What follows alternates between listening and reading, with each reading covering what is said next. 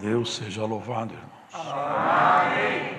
Vamos ler a palavra que o Senhor nos trouxe adiante, o Evangelho narrado por Lucas, no capítulo 7.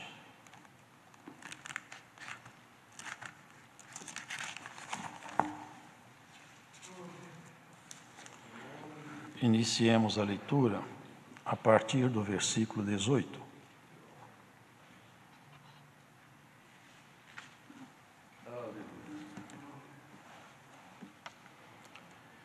E os discípulos de João anunciaram-lhe todas estas coisas. E João, chamando 2 dos seus discípulos, enviou-os a Jesus, dizendo: És tu aquele que havia de vir, ou esperamos outro? E quando aqueles homens chegaram junto dele, disseram: João Batista enviou-nos a perguntar-te: És tu aquele que havia de vir, ou esperamos outro? Que na mesma hora curou muitos de enfermidades e males e espíritos maus, e deu vista a muitos cegos. Respondendo então Jesus, disse-lhes: Ide, e anunciai a João o que tendes visto e ouvido, que os cegos veem, os coxos andam, os leprosos são purificados, os surdos ouvem, os mortos ressuscitam, e aos pobres anuncia-se o Evangelho. E bem-aventurado aquele que em mim se não escandalizar. E tendo-se retirado os mensageiros de João, começou a dizer à multidão acerca de João: que saístes a ver no deserto uma cana abalada pelo vento, mas que saístes a ver um homem trajado de vestidos delicados. Eis que os que andam com preciosos vestidos e em delícias estão nos passos reais. Mas que saístes a ver? Um profeta? Sim, vos digo, e muito mais do que profeta. Este é aquele de quem está escrito: Eis que envio o meu anjo diante da tua face, o qual preparará diante de ti o teu caminho. E eu vos digo que, entre os nascidos de mulheres, não há maior profeta do que João Batista, mas o menor no reino de Deus é maior do que ele. E todo o povo que o ouviu, e os publicanos, tendo sido batizados com o batismo de João, justificaram a Deus.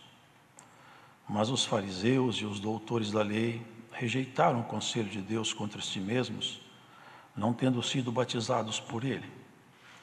E disse o Senhor: A quem, pois, compararei os homens desta geração e a quem são semelhantes?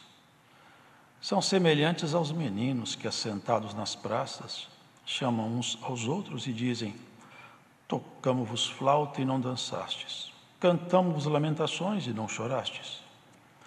Porque veio João Batista, que não comia pão nem bebia vinho, e dizeis: tem demônio. E veio o Filho do Homem, que come e bebe, e dizeis: eis aí um homem comilão e bebedor de vinho, amigo dos publicanos e dos pecadores. Mas a sabedoria é justificada por todos os seus filhos. Até aqui. Amém.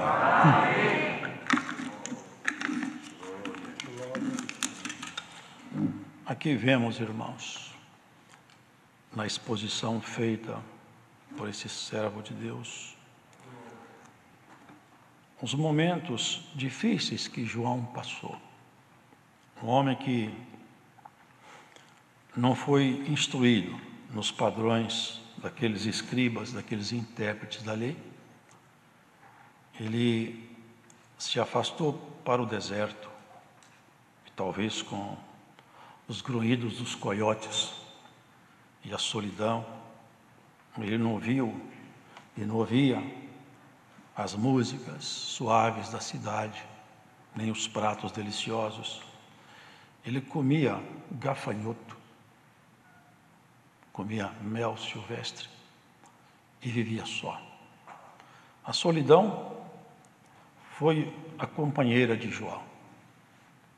A solidão e muita opressão sobre ele, certamente, porque todos os mensageiros da parte de Deus encontram oposição da parte daquele que assumiu o comando desse mundo. comando desse mundo foi entregue a um querubim caído. Da parte de Deus foi feito isso. E desde então, do pecado, essa terra geme debaixo dessa pressão que ele exerce. Só que João era um homem muito dedicado de uma maneira extraordinária.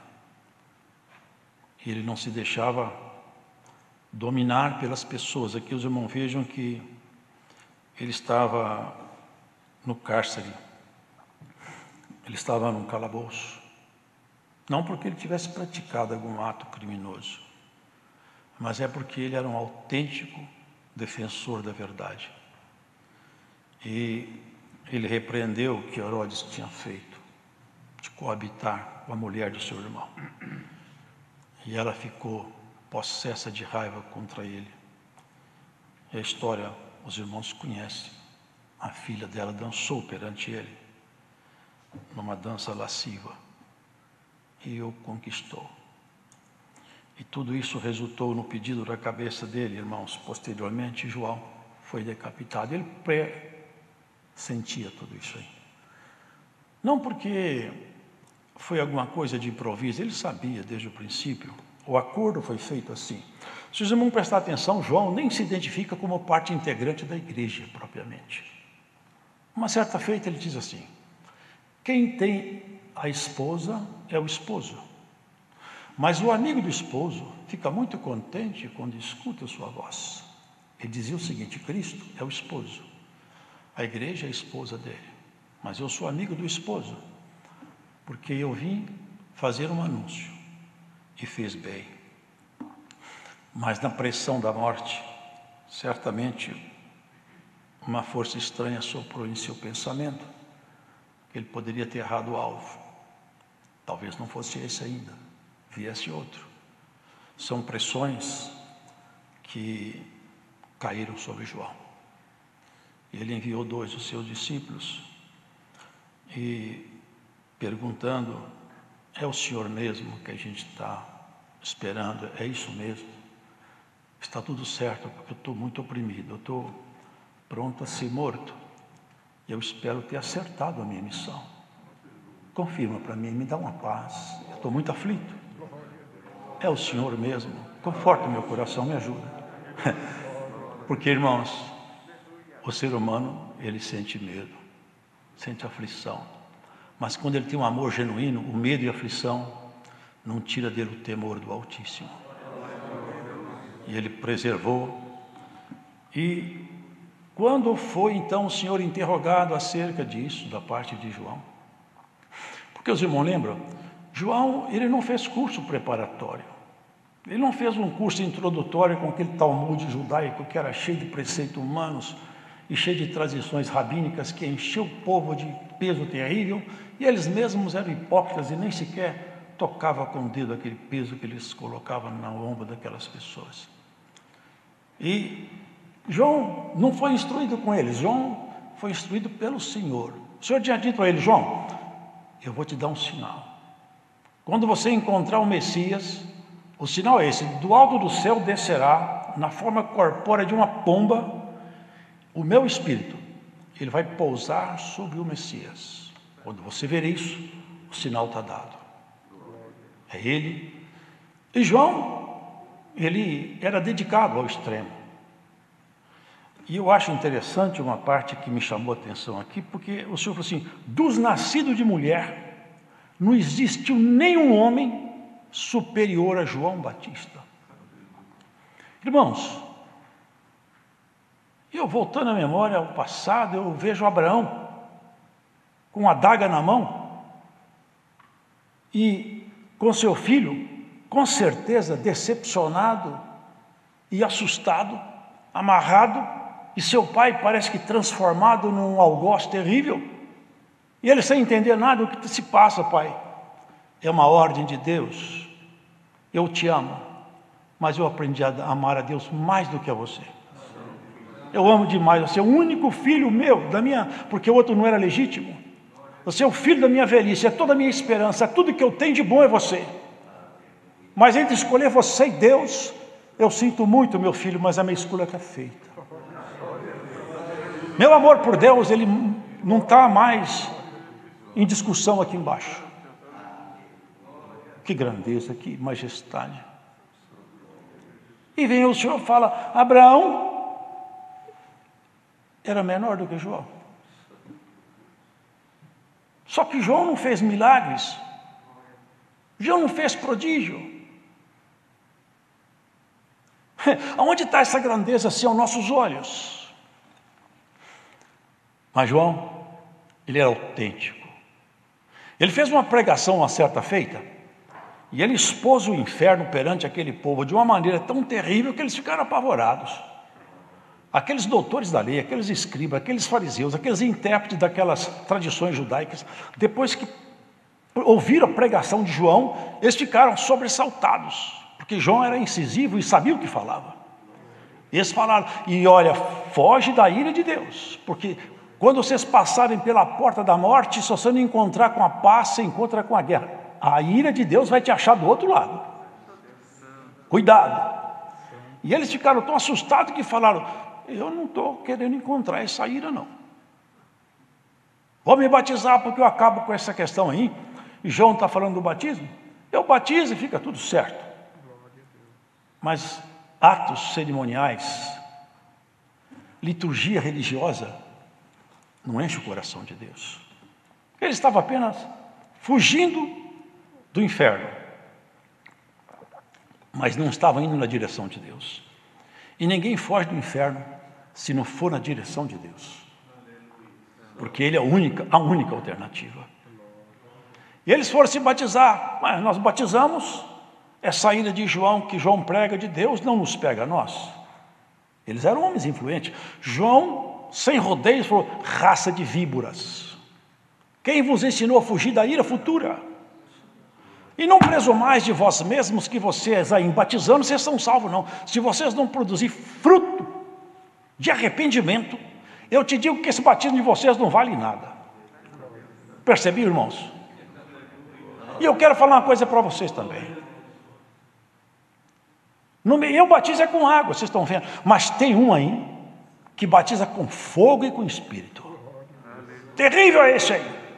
Para falar com vocês a verdade, eu não sou digno de ajoelhado no chão, pegar a sandália suja dele e desabotoar dos seus pés. Eu não sou ninguém. Eu nunca pretendi ser alguém. Vocês são testemunhas minhas, que eu toda a vida disse que eu não sou o Messias, eu não sou ninguém.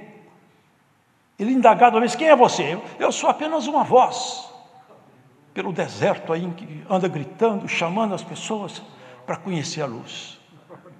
Eu não sou luz, eu nunca fui luz. A luz é Ele. Importa que Ele cresça e que eu diminua. E Ele estava no cárcere diminuindo na angústia, no sofrimento, nas opressões. Olha, o Espírito de Deus me traz aqui. Alguém que está escutando essa pregação, oprimido, massacrado pela força do inferno, você não vai sucumbir nos cárceres como aconteceu com João, que foi omissão. Dessa situação tua, Cristo te tirará. E pode aguardar que será por esses dias. Irmãos, João não escutou o que foi falado lá, mas Cristo curou. E olha que interessante, porque se vocês prestarem atenção, porque o Senhor faz coisas profundas. No rabinato, onde o grupo judaico estudava a Bíblia, e também o Talmud, a Torá, a Bíblia daquele tempo, eles tinham com eles a seguinte informação: o nosso Messias vem, e quando ele vier nós vamos identificá-lo. E nós temos um protocolo de identificação do Messias. E o protocolo é o seguinte: ele tem que curar um cego de nascença, expulsar um demônio mudo e ressuscitar mortos. Alguém que vier com essas prerrogativas, nós sabemos que ele tal é o Messias. E ele passou essas prerrogativas aqui, numa mensagem cifrada para João. Fala que os cegos estão vendo. Vocês lembram aquele cego que ele curou, de nascença? Foi uma indagação, foi uma verdadeira inquirição que eles fizeram com ele. Esse menino era cego, era desde que nasceu. Não pode estar enxergando, não, mas ele nasceu cego. Mas não é possível, nunca aconteceu isso. Isso só pode ser um Messias, mas eles não queriam aquele Messias que andava de chinelo e era um carpinteiro feio. Eles queriam o Messias andando em cavalo real, debaixo dos seus padrões de valores. Esse Messias era muito pouco para eles. Quem que te curou? Fala com ele mesmo, porque ele é grande. E ele confessou. Eu encontrei com um homem que ele mandou me lavar. Ele se lavou onde? Perante os sacerdotes. Quando ele curava os leprosos, vocês lembram? Vai lá, lava-te perante os sacerdotes e paga a oferta que foi acordada segundo a lei mosaica. Porque todo sacerdote, ao ver esses sinais, eles teriam que confessar: eu achei o Messias, ele está aqui. E vamos atrás dele. Eu vou chamar para o povo: Israel, venham conhecer o Messias. O nosso protocolo já está cumprido. Mas eles acharam o Messias e não falaram para Israel. Porque o Messias era muito pouco para eles. Os irmãos sabem que o nosso mundo mudou muito. A tecnologia está num estado de arte refinado. Mas o homem não mudou. A miséria que habitava no homem desde Adão continua habitando. Os mesmos sentimentos perversos, caídos, as mesmas restrições humanas. Nós lançamos naves no espaço e não somos capazes de mudar sequer a conduta moral de uma outra pessoa numa formação acadêmica. O fato é, irmãos, que os sinais foram enviados. E ele falou, e João não ouviu. João só ouviu isso. Fala para eles isso aí. Fala para João que você está vendo as pessoas serem curadas. Cego enxerga, leproso é purificado. João é um homem espiritual. Eu não vou falar que eu sou Messias. Ele me conheceu por um sinal. Por um sinal eu faço ele me reconhecer outra vez. É o suficiente para ele. Voltaram. Quando saíram aqueles mensageiros, o Senhor falou para a turba: o que saístes a ver no deserto? Um profeta? Sim, mas muito mais do que um profeta. Ele perguntou antes: uma cana agitada pelo vento? Ele foi lá em cima dos escribas e dos fariseus. Porque a cana, quando se agita, ela vai na direção do chão. E aqueles escribas e fariseus estavam agitados pelo vento da política de Roma, comprados, vendidos, negociados. E eles já não tinham honra nem conduta espiritual suficiente, porque eles estavam vendidos por cargos políticos. Perderam a dignidade, a honra, porque quem perde a honra não tem nada mais para perder. Eles perderam o que tinha de mais precioso. E eles esqueceram que havia um Deus alto e poderoso que sonda tudo que está dentro do coração do ser humano. O Senhor já tinha feito um sinal de reprovação. Um dia o Senhor Jesus, passando por um certo caminho, ele viu uma figueira. E geralmente quando a figueira está cheia de folhas, já tem figo lá. E ele sabia que não tinha figo, obviamente ele sabe tudo. Ele chegou na figueira, procurou pelo figo, não achou. Olhou para a figueira e falou: maldita sejas tu, nunca mais nasça fruto de ti. Os discípulos ficaram espantados, mas ele se irritou com a figueira. Estranho o comportamento do Senhor, mas ninguém falou nada. Depois eles passaram de volta e encontraram a figueira seca. Falei: mestre, olha o que aconteceu com a figueira depois que o Senhor ficou bravo aí. Ó. Olha, secou toda. Irmãos, Deus não busca religiosos, porque eles sempre estiveram por aqui. Deus busca homens que amem a Ele de verdade, mulheres que se entreguem a Ele de verdade. Aquela figueira é Israel, irmão, que só tinha aparato. Era aqueles escribas e fariseus, que tinham as vestes bonitas, gostavam de se chamar de mestre, professor, doutor, que seria hoje nosso linguajar. Mas eles não tinham santidade, não tinham busca individual. Eram sepulcros caiados. Eles caiavam sepulcros para que nenhum sacerdote ou levita tocasse naquele sepulcro e ficasse imundo. E eles faziam o sepulcro ficar até bonito. E ele falou: encontra aqui um conjunto de sepulcros caiados. Vocês são bonitos para quem olha, mas quem tocar em vocês, ou seja, quem aprender com vocês, quem for alunos seus, vai se contaminar demais, porque vocês rodam o mundo inteiro para fazer um prosélito, isso é um recém-convertido, e quando vocês fazem um prosélito, vocês fazem ele pior do que um filho do inferno, pior do que vocês. Vocês percebem como que o caminho do Senhor Deus é um caminho sério, santo, e ele não tem ajustes, não tem acordos políticos. não tem pano quente, todos nós vamos prestar conta da vida que nós estamos aqui embaixo. E nem sequer conquistamos essa vida, nos foi dada. Lá na frente, todos prestaremos conta dessa vida que nos foi dada. Para regozijo e para vergonha. Passou pela porta da morte, encerrado está o tempo dos acordos. Por isso, bem-aventurado é aquele que antes de tombar, faz os acordos, como o Senhor mandou aqui, há um tempo atrás. Vai mandar os seus reizinhos fazer os acordos com o nosso grande rei.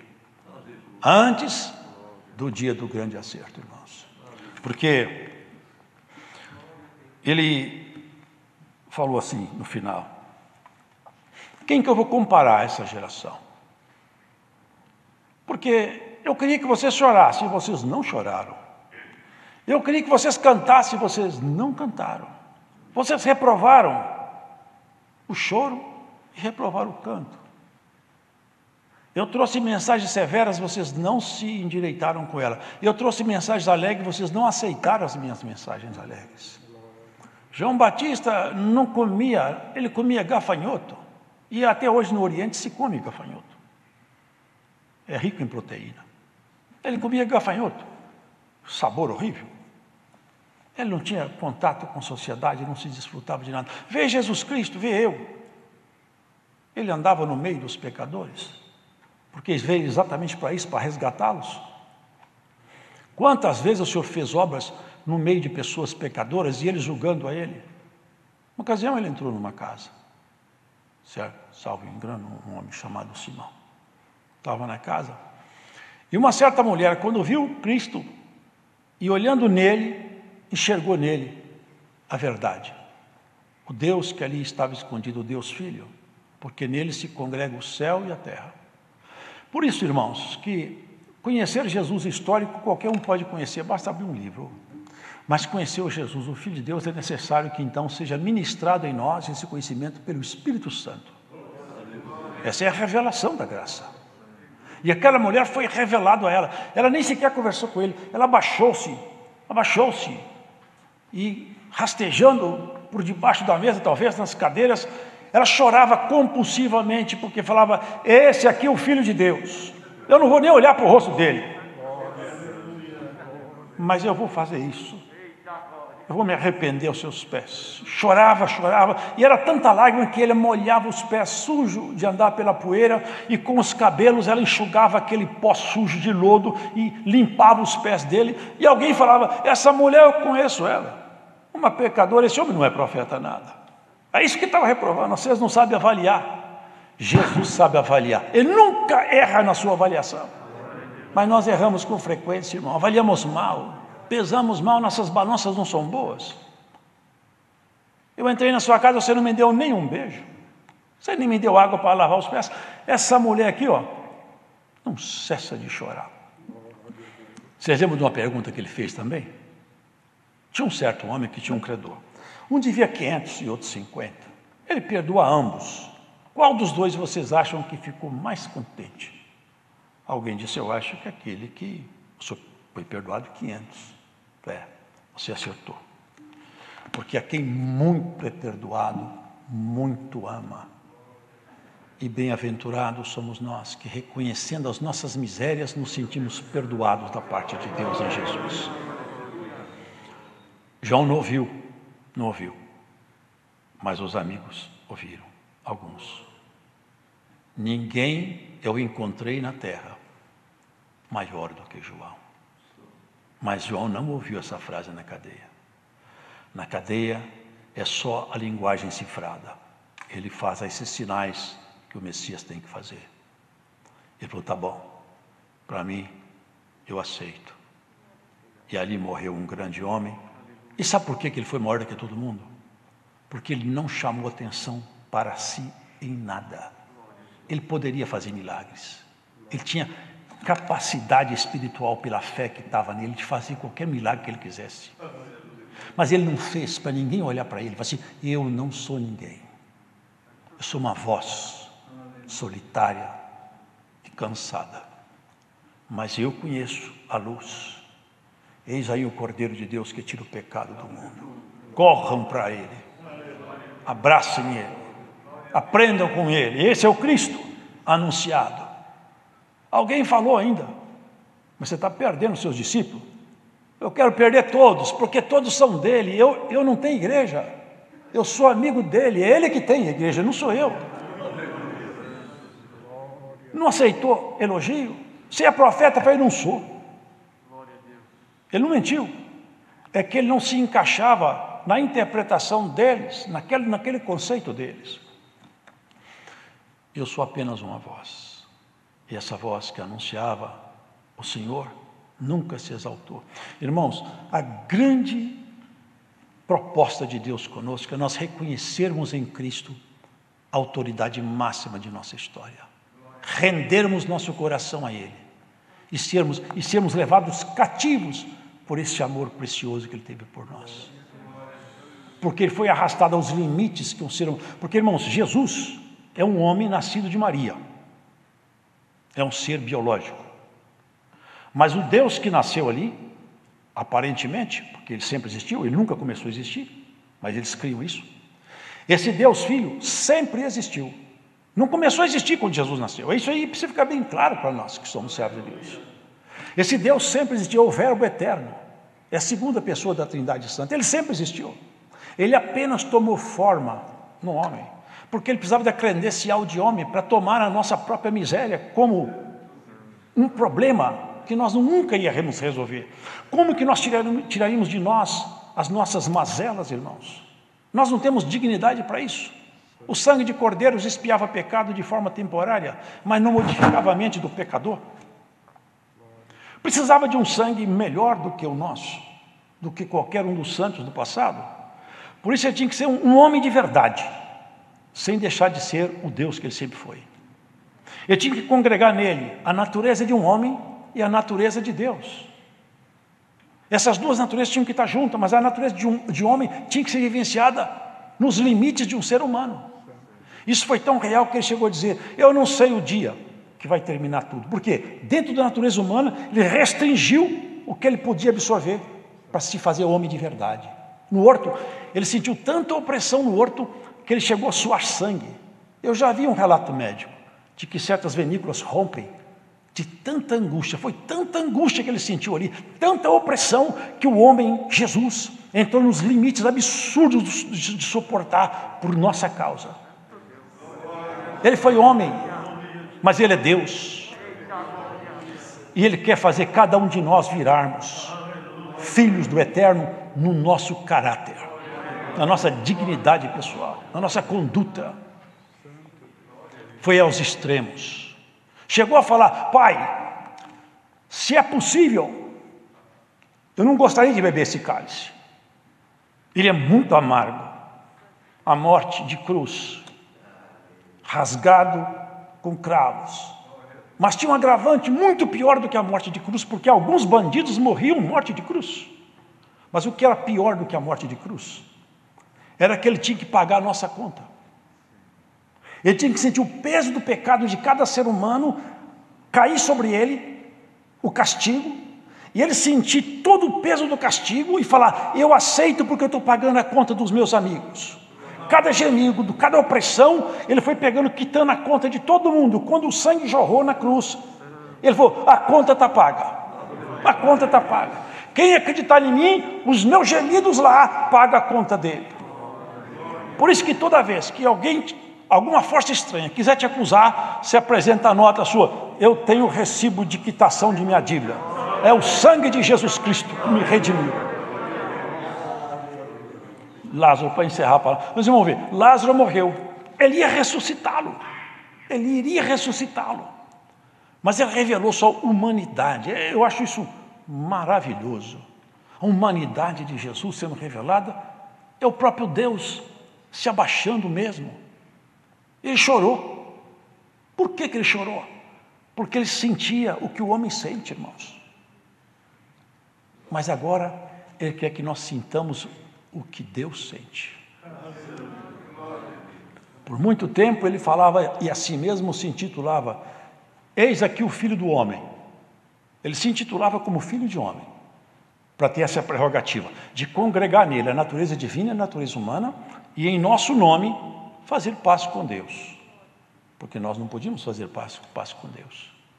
Mas agora, Ele deu o direito de nós falarmos. Eu sou filho de homem, mas agora também, por adoção, eu sou filho de Deus. E cada um de nós, na nossa pouca estatura espiritual, devemos apontar esse caminho maravilhoso, esse Jesus restaurador para as pessoas. Para quem sabe, se nós chegarmos lá em cima no céu, e olharmos para trás e ver mais um ou dois, quem sabe, para isso aqui estava lá perdido, mas eu não posso salvar ninguém, não tenho essa competência. Mas eu sei quem salva. E eu falei com ele, vem cá, vamos observar a palavra de Deus. E olhando para Jesus, as trevas abandonam o coração dele. Bem-aventurado aquele que entende a proposta de Deus na sua própria história. Porque você nasceu e você não escolheu seu sexo, seu nome, sua compleição física, seu grau de inteligência, nem sua família. Tudo te foi dado. Porque existem 3 características no relacionamento de Deus com o homem. Uma é a vontade, outra é a permissão e outra é o decreto. Quando Deus faz os seus decretos, como Ele fez quando Noé estava na terra, eu me cansei de ver tanta miséria e eu não vou suportar mais, eu vou destruir essa terra, é um decreto. Ele falou para Noé, eu tenho uma vontade de salvar você e sua família, construa uma arca. Ele poderia construir ou não. E tem coisas que Ele deixa, mas não é que Ele quer. Mas o homem é livre para fazer escolhas. Vocês lembram que Ele falou para Caim? Caim, o pecado está à porta e bate aí para entrar. Resista a ele, de outra sorte, ele vai entrar e vai te dominar. Caim não resistiu. Por quê? O Senhor permitiu, mas não desejou. E assim, tem muitas coisas que Deus permite, mas não deseja. Tem coisas que Ele deseja e nós não fazemos. E tem coisa que Ele decreta e nem Satanás pode revogar. E há um decreto. Se alguém aceitar a palavra dele, nenhuma força. Está escrito, quem poderá nos separar desse amor? Nem a morte, nem a vida, nem a altura, nem a profundidade, nem qualquer outra criatura. Jesus se identificou como homem, mas nunca deixou de se identificar como Deus. Nessa ocasião que ele falava, ou numa certa ocasião, eles queriam matá-lo, ele falou, por que vocês querem me matar? Fala para mim, qual o mal que eu fiz que levou vocês a querer tão mal assim a mim? Qual foi o meu pecado? Nós não queremos te matar. É porque você é homem e quer se fazer semelhante a Deus. Você, Abraão, ficou contente quando me conheceu. Para Abraão, o senhor não tem nem 50 anos, você conheceu Abraão? Antes que Abraão fosse, eu sou. Eles queriam jogar pedra nele. Eu falei assim, como pode isso aí? Vocês lembram de Abraão no Carvalhal de Manre? Quando 3 varões se apresentaram a ele? Nenhum anjo de Deus aceita adoração. Se algum anjo aceitar adoração, você pode saber, da parte de Deus, ele não foi enviado. Anjo de Deus não aceita adoração. A adoração é somente a Deus. Mas quando aqueles 3 varões se apresentaram a ele na tarde, ele olhou e alguma coisa nele falou, esses são representantes do Altíssimo. Ele ajoelhou e adorou. E eles aceitaram a adoração. Cristo falou, Abraão conheceu o meu dia. Eu tive com ele algumas vezes. Quando ele chegou, vocês lembram do rei de Salém? Que significa rei de paz? Abraão vinha da matança dos reis. Aproximou-se dele um homem, que Hebreus fala bem na natureza dele.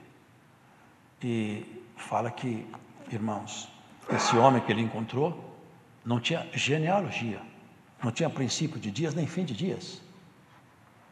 Portanto, ele não é que ele era imortal só, é que ele nunca começou a viver, porque ele sempre existiu.